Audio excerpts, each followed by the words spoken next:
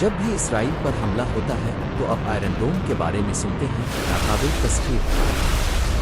ये बुनियादी तौर पर एक फ़िज़ाई दिफाई निज़ाम है जो इस बात को यकीनी बनाता है कि रॉकेट्स इसराइली अहदाफ को निशाना न बनाएं और ये आसमान में तबाह हो जाए। अप्रैल में होने वाले हमले के बाद हर कोई आयरन डोम की तारीफ कर रहा था, लेकिन इस बार ऐसा कोई जश्न नहीं मनाया जा रहा है, बल्कि कुछ ईरानी सार्फिन हकीकत में इसका मजाक उड़ा रहे हैं।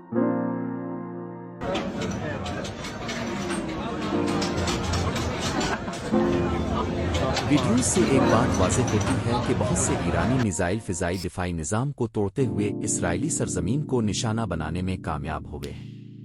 वो आयरन डोम की साख के अलावा ज़्यादा नुकसान नहीं पहुंचा सके, लेकिन ईरान ने दिखा दिया है कि इसराइल की फ़िज़ाई हुदूद को तोड़ा जा सकता है। वो उन्होंने पिछली बार से अलग इस दफ़ा किया बदला है।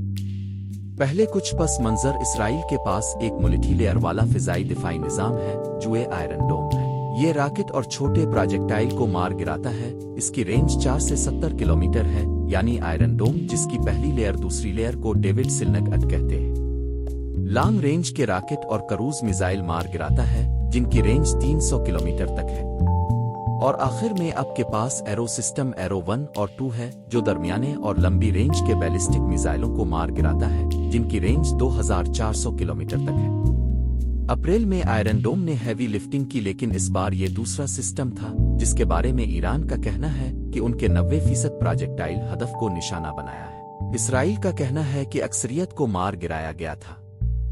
जैसा कि दो मुख्तलिफ अतराफ से दो मुख्तलिफ वर्जन की तवक्को थी, लेकिन तस्वीरें झूठ नहीं बोलती हैं। इस बार वाज़े तौर पर ज्यादा नुकसान हुआ है, लेकिन सवाल यह है कि यह कैसे हुआ, क्यों हुआ। हम 3 अहम वजूहात का अंदाजा लगा सकते हैं।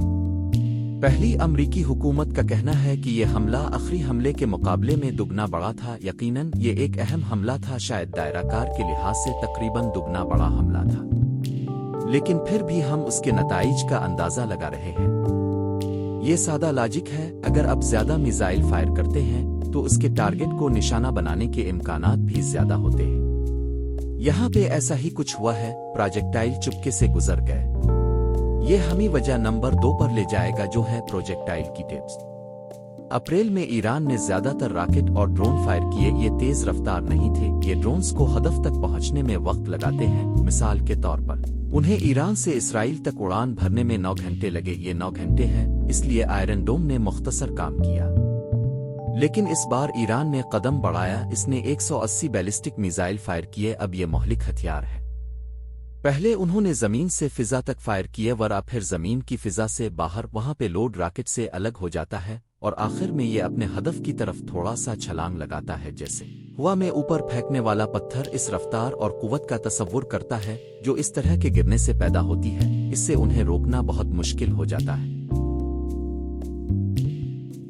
ईरान ने उन बैलिस्टिक मिसाइलों के 2 वर्जन इस्तेमाल किए जिनमें मीडियम रेंज शहाब 3 और हाइपरसोनिक फतह। हाइपरसोनिक मिसाइल आवाज से 5% ज्यादा तेज सफर कर सकते हैं, जो कि 6100 किलोमीटर फी घंटा बनती है। इस रफ्तार को इसराइल के लिए रोकना मुश्किल बना दिया था। ऐसे मिसाइल इसराइल तक सिर्फ 12 मिनट में पहुंच सकते हैं।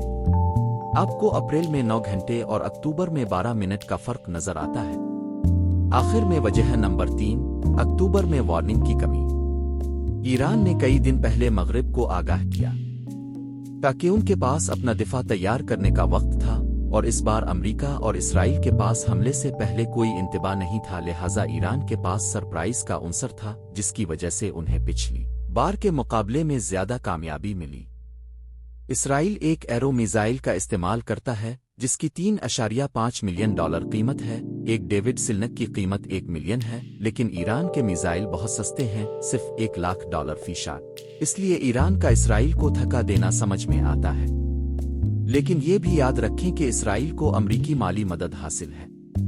वाशिंगटन उनकी मदद करेगा। बहरहाल कल के हमले ने 1-2 चीजें बिल्कुल वाज़े कर दी हैं। एक, इसराइल का दिफा दुरुस्त हथियारों और हिकमत अमलियों से नाकाबिल तस्खीर नहीं है जिससे आप उन्हें मान सकते हैं, और दूसरी बात यह है कि ईरान ने अपने आखिरी हमले से सबक सीखा है, इसलिए सुस्त ड्रोन्स को खत्म करने और बैलिस्टिक मिसाइल इस्तेमाल करने का फैसला किया है, और उनके पास बहुत ज्यादा जखीरा है। کہا جاتا ہے کہ ایران کے پاس 3000 بیلسٹک میزائل ہیں جو کل اسرائیل پر کئی تنازعات میں داغے گئے تھے، جو ڈیٹرنس قائم کرنے کے لیے کافی ہو سکتے ہیں، لیکن یہاں یہ مزید حملوں کو متحرک کر سکتا ہے۔